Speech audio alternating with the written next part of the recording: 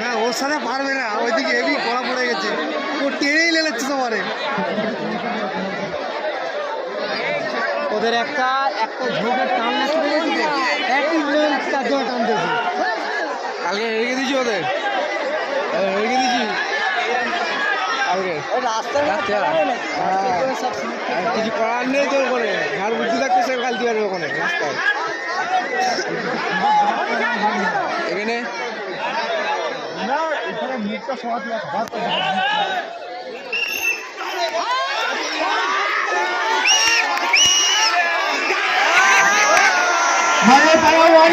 প্রথম